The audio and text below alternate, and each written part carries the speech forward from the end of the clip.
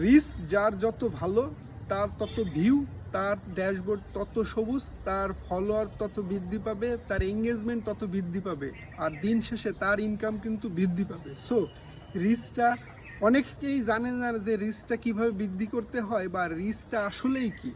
ধরুন আপনি একটা পোস্ট করলেন আর সেই পোস্টটা কত মানুষের কাছে পৌঁছালো বা কত মানুষ দেখলো সেটাই কিন্তু রিচ। আর এই রিচটা যার যত বেশি সে তত বেশি ভিউ পাবে। সো ভিডিওটা প্রথম থেকে শেষ পর্যন্ত দেখুন, আশা করা যায় কিভাবে আপনারা রিচ বৃদ্ধি করতে পারেন আর কিভাবে আপনাদের রিচটা কমে যায় সেটা নিয়েও আলোচনা করব। সো প্রথমে বলে রাখি যে রিচটা কিন্তু অত্যন্ত গুরুত্বপূর্ণ একটা বিষয়। বর্তমানে যার যত রিচ সে তত ভিউ পাচ্ছে। এখন আপনি এইটা কিভাবে পাবেন? ধরে নিলাম আপনি নতুন অবস্থা কাজ শুরু করেছেন, আপনি একটি বা দুটি পোস্ট করা শুরু করেছেন। আপনি এই যে একটি বা দুটো কন্টেন্ট আপলোড করতেছেন ধারাবাহিকতা রক্ষা করে, আপনি যেই রিচটা পাচ্ছেন ওটা কিন্তু চলমান।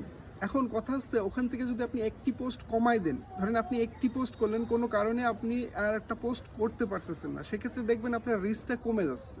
ওকে, আবার ধরে নিলাম আপনি দুটো পোস্ট করতেছিলেন, কনসিস্টেন্সি ধরে রেখে আপনি আর একটা পোস্ট বৃদ্ধি করলেন বা আরও দুটো পোস্ট বৃদ্ধি করলেন বা দুটো বা তিনটে, ধরেন আপনি 4টে পোস্ট করতেছেন, তখন দেখবেন আপনার রিচটা ধীরে ধীরে ইনক্রিজ হচ্ছে। হ্যাঁ, আপনি আবার কোনো কারণে যদি 4টের থেকে একটি কমায় দেন, সেক্ষেত্রে দেখবেন আপনার রিচটা আবার ডাউন হয়ে যাচ্ছে। এটা থেকে কি বুঝলেন? এটা বুঝলেন যে আপনি বাড়াতে পারবেন বাট কমাতে পারবেন না। আপনি যখনই কোনো পোস্ট কমায় দেবেন সেক্ষেত্রে কিন্তু আপনার রিচটাও ডাউন হয়ে যাবে। আপনার সেই রিচ ব্যাক করতে কিন্তু আবার অনেক দিন ওয়েট করা লাগবে।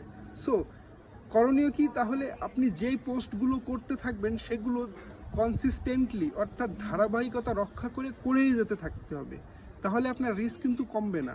আপনাকে বেশি বেশি পোস্ট করতে হবে। আপনি যদি বেশি রিস্ক চান সেক্ষেত্রে আপনাকে বেশি বেশি পোস্ট করতে হবে, অবশ্যই নিয়ম মেনটেন করে। আপনাকে কনসিস্টেন্টলি অর্থাৎ ধারাবাহিকতা রক্ষা করে বেশি বেশি পোস্ট যদি আপনি করতে পারেন সেক্ষেত্রে কিন্তু আপনার রিস্কটা বৃদ্ধি পেতে পারে। আর পোস্টগুলো যদি এঙ্গেজমেন্ট পোস্ট হয় সেক্ষেত্রে আপনার অডিয়েন্স যারা থাকবে তারা লাইক করবে, কমেন্টস করবে, আবার শেয়ারও করবে।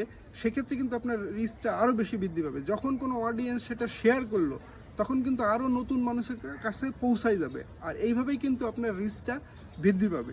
দ্বিতীয় যেটা সেটা হলো আপনাকে হাই কোয়ালিটি পোস্ট কন্টেন্ট, যেগুলো বলতেছে যে আপনাকে বেশি বেশি হাই কোয়ালিটি মেনটেন করে কন্টেন্ট আপলোড করতে হবে।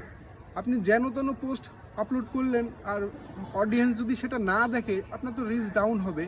এমন পোস্ট করতে হবে যেটা অডিয়েন্স দেখতে পছন্দ করে, অডিয়েন্স তার সাথে এঙ্গেজ হয়, অডিয়েন্স লাইক শেয়ার কমেন্টস করতে বাধ্য হয়। ওই ধরনের কন্টেন্ট আপনাকে প্রতিনিয়ত তৈরি করে আপলোড করতে হবে। সেক্ষেত্রে কিন্তু আপনার রিচটা বৃদ্ধি পাবে। এই দুইটাও কিন্তু অন্যতম প্রধান কারণ রিচটা বৃদ্ধি করার। আমি এখন হালকা কিছু আলোচনা করব রিচটা কেন কমে যায়। সো রিচটা কমার অন্যতম কারণ হচ্ছে ক্লিক বেইট। হ্যাঁ, মূলত ক্লিক বেইটের কারণে রিচ কমে যায়।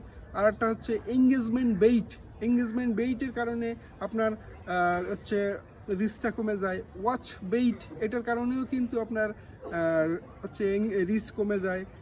মিসলিডিং কন্টেন্ট, হ্যাঁ, অথবা আপনি যদি ভুল ইনফরমেশন মূলক কন্টেন্ট আপলোড করেন সেটাওতে আপনার রিস্ক কমে যাবে। অথবা মিসলিডিং ইনফরমেশন, আপনি আপনার কন্টেন্টে যে ইনফরমেশনটা দিচ্ছেন মানে ভুল ইনফরমেশন, সেটাও কিন্তু আপনার রিস্কটা ফেসবুক ডাউন করে দেবে।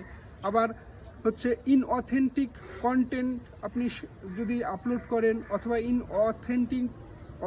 ইনঅথেন্টিক কন্টেন্ট যদি শেয়ার করেন সেক্ষেত্রেও কিন্তু আপনার রিচটা কমে যাবে। অথবা আপনি লো কোয়ালিটি কন্টেন্ট আপলোড করতেছেন, সেটা হতে পারে লো কোয়ালিটি ভিডিও বা লো কোয়ালিটি ইমেজ, এমন কিছু হতে পারে। অথবা লো কোয়ালিটি হচ্ছে আপনি কন্টেন্ট আপলোড করার মাধ্যমে মিসলিডিং করতেছেন, সেক্ষেত্রেও কিন্তু আপনার রিচটা ফেসবুক নিজে থেকেই কমায় দেবে।